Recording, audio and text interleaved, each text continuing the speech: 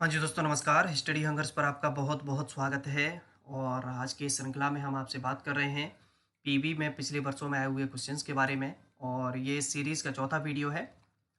तो चलिए स्टार्ट करते हैं। सबसे पहला क्वेश्चन है, बायगोत्स्की के अनुसार संज्ञानात्मक विकास निम्न पर निर्भर होता है। तो देखिए, आप एक चीज़ अपने मस्तिष्क में हमेशा सेट कर लें कि जब भी बायगोत्स्की की बात होगी तब हमेशा समाज से रिलेटेड बात होगी। क्यों? क्योंकि लेव वाइगोत्स्की ने सामाजिक सांस्कृतिक सिद्धांत दिया था। ठीक है, ऑप्शन देख लेते हैं। मानसिक परिपक्वता, शारीरिक परिपक्वता, आनुवंशिकी, सामाजिक अंतःक्रियाओं। तो आंसर हो जाएगा इसका सामाजिक अंतःक्रियाओं, फोर्थ। और संज्ञानात्मक विकास की बात करें तो संज्ञानात्मक विकास का सिद्धांत दिया है जीन पियाजे ने, जिसमें इन्होंने 4 अवस्थाएं बताई थी। अगला क्वेश्चन है, समस्या हल करने की वैज्ञानिक विधि में निम्न में से कौन सा पहला चरण होता है? निष्कर्ष निकालना, परिकल्पना का निरूपण, समस्या के बारे में जागरूकता, तथ्यों का विश्लेषण। तो इसका आंसर हो जाएगा थर्ड, प्रॉब्लम अवेयरनेस, यानी कि समस्या के बारे में जागरूकता। आपके पास जैसे कोई समस्या और उस समस्या का यदि आप समाधान चाहते हैं कि वो समस्या आपकी क्या हो जाए, सॉल्व हो जाए, तो सबसे पहले आपको पता होना चाहिए कि वास्तविक रूप से आपकी समस्या क्या है। तो उसके बारे में आपको अवेयरनेस होना जरूरी है। ठीक है।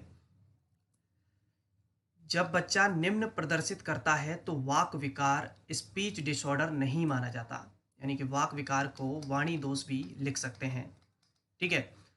तो ये कह रहा है कि इन चार में से एक ऐसा ऑप्शन है जो कि क्या है कि वाणी दोष या वाक विकार का मतलब ऑप्शन नहीं है।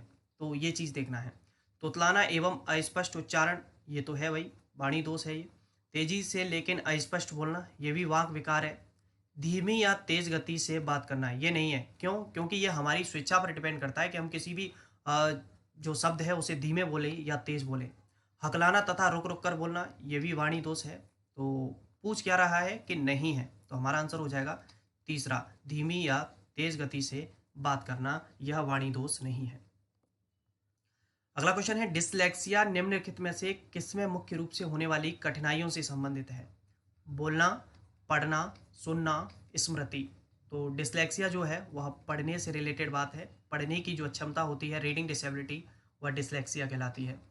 और इसके साथ ही अगर हम आपसे बात करें तो एलेक्सिया, एलेक्सिया भी पूछा जा सकता है। एलेक्सिया और डिसलेक्सिया दोनों पढ़ने की क्षमता है। निगमनात्मक तर्क निम्न में से शामिल होता है। ठीक है, तो निगमनात्मक तर्क में यदि हम आपसे बात करें तो जो निगमनात्मक तर्क है, इसकी जो निगमनात्मक विधि है, इसकी जो खोज की थी, यानी कि इसके जो जन्मदाता हैं वह है अरस्तु। ठीक है। और निगमनात्मक मेथड यानी कि डिडक्टिव मेथड में जो बच्चों को बताया जाता है वह पहले नियम बताए जाते हैं। इसके द्वारा बच्चों नियमों को क्या कर लेता है, आत्मसात कर लेता है। ठीक है। तो निगमनात्मक मेथड में जो हम चलते हैं वो कैसे चलते हैं, सामान्य से विशिष्ट की ओर, विशिष्ट से सामान्य की ओर, अवधारणात्मक चिंतन, ज्ञान का सक्रिय निर्माण तथा पुनर्निर्माण। तो निगमनात्मक मेथड जो चलता है वह सामान्य से विशिष्ट की ओर तर्क पर चलता है। ठीक है। और एक होता है आगमनात्मक तर्क, आगमनात्मक विधि जिसे कह सकते हैं। तो ये जो होती है जिसे बोलते हैं इंडक्टिव मेथड। इसके जो जन्मदाता हैं वह माने जाते हैं वेकन फ्रांसिस वेकन व पेस्टालॉजी। ठीक है, फ्रांसिस वेकन व पेस्टालॉजी।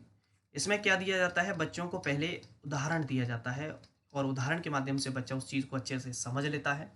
तो यह जिस सिद्धांत पर काम करती है वह है विशिष्ट से सामान्य की ओर चलता है। कैसे चलता है? विशिष्ट से सामान्य की ओर।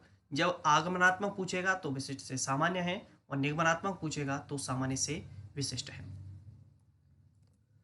अगला है, जीन प्याजे के अनुसार पूर्ववर्ती चरण प्री ऑपरेशनल स्टेज वाले बच्चे होते हैं सामाजिक, जटिल, आत्मकेंद्रित, अनुकूलनीय। तो इस स्टेज में जो बच्चे होते हैं वह होते हैं आत्मकेंद्रित। आत्मकेंद्रित से तात्पर्य है स्वयं से मतलब रखना है, किसी से भी मतलब ना रखना। तो जैसे जैसे हम आगे बढ़ते जाते हैं वैसे वैसे हमारा जो व्यक्तित्व है वह बहिर्मुखी स्वभाव होता चला जाता है। तो ये आयु के अकॉर्डिंग हुआ, जैसे जैसे आयु बढ़ेगी वैसे वैसे हमारे व्यक्तित्व में भी परिवर्तन हमें देखने को मिलेगा। अगला है, इनमें से कौन सा एक शिक्षक के लिए एक निर्देशक सामग्री है? अनुपूरक पठन सामग्री, पाठ्यचर्या गाइड, नोटबुक्स, ब्लैक बोर्ड। तो इनमें से जो है टीचर के लिए निर्देशक सामग्री वो है अनुपूरक पठन सामग्री, सप्लीमेंट्री रीडिंग मटेरियल। एक अच्छी विज्ञान पाठ्यपुस्तक की गुणवत्ता निम्न होती है: सस्ता होना, आरेख, नवीनतम जानकारी शामिल होना, असंगठित सामग्री होना। तो एक अच्छी विज्ञान पाठ्यपुस्तक की जो गुणवत्ता होती है वो होती है लेटेस्ट इंफॉर्मेशन इंक्लूडेड, यानी कि उसमें नवीनतम जानकारी शामिल हो। बुद्धि का द्विकारक सिद्धांत, यानी कि बाई फैक्टर भी कह सकते हैं, जैसे टू फैक्टर थ्योरी भी कह सकते हैं। द्विकारक सिद्धांत निम्न के द्वारा प्रस्तावित किया गया था: पैचस्लेर, स्किनर, स्पीयरमैन और गिलफोर्ड। तो बुद्धि का द्विकारक जो सिद्धांत दिया है वह दिया है स्पीयरमैन ने, जिसमें इन्होंने जी और एस कारक यानी कि सामान्य और विशिष्ट बुद्धि भी बताई थी। और बुद्धि का जो ट्राई फैक्टर है यानी कि त्रिकारक सिद्धांत है वह भी स्पीयरमैन के द्वारा दिया गया है। बुद्धि का त्रिकारक सिद्धांत भी किसके द्वारा दिया गया है? स्पीयरमैन। और बुद्धि का जो त्रिआयामी सिद्धांत है, थ्री डायमेंशियल थ्योरी ऑफ इंटेलिजेंस, तो त्रिआयामी जो सिद्धांत है वह दिया गया है जेपी गिलफोर्ड के द्वारा। अभ्यास में किया जाता है, अभ्यास व्याख्यान विधि में किया जाता है, निगमनात्मक विधि में, खेल आधारित विधि में और ड्रिल विधि में। तो अभ्यास हमेशा ड्रिल विधि में किया जाता है, ठीक है, ड्रिल मेथड। प्रगतिशील शिक्षा के संदर्भ में समान शिक्षा अवसर वाक्यांश का तात्पर्य है कि सभी छात्रों को। तो प्रगतिशील शिक्षा की अवधारणा जॉन डीवी ने दी थी और इन्होंने कहा कि समान शिक्षा के अवसर मिलने चाहिए सभी को। तो इनमें से कौन सा ऑप्शन है इस पर आधारित?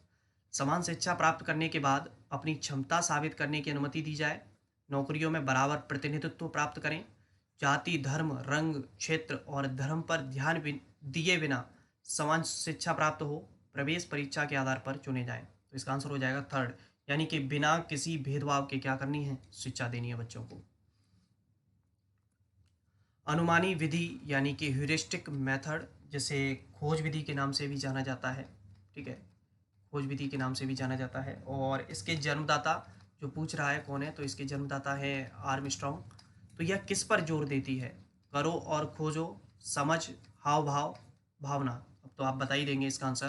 पहला डूइंग एंड डिस्कवरी, करो और खोजो। अगला है संज्ञानात्मक विकास सिद्धांत में संज्ञानात्मक संरचना को बदलने और संशोधित करने वाली प्रक्रिया को इस नाम से जाना जाता है। यानी कि कोई कॉन्सेप्ट अगर आपके माइंड में पहले से सेट हो गया है और जब आपको जाकर पता चलता है कि ये चीज़ ऐसे नहीं है, इसमें संशोधन की आवश्यकता है, तो आप उसमें क्या कर लें? आवश्यक सुधार कर लेते हैं। तो वह क्या कहलाता है? समायोजन, ज्ञान का हस्तांतरण, अनुभूति, अनुमानी। तो वह कहलाता है समायोजन, एकोमोडेशन।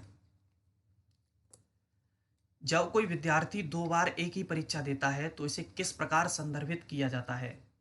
उपरांत परीक्षा, परीक्षा, पुनर्परीक्षा, दोहरी परीक्षा, पश्च परीक्षा। तो उसे कहते हैं टेस्ट और रीटेस्ट, ठीक है, याद रखें, टेस्ट और रीटेस्ट। एरिक एरिक्सन ने मनोसामाजिक सिद्धांत दिया और मनोसामाजिक विकास में कुल कितने चरण होते हैं यह वो आपसे पूछ रहा है।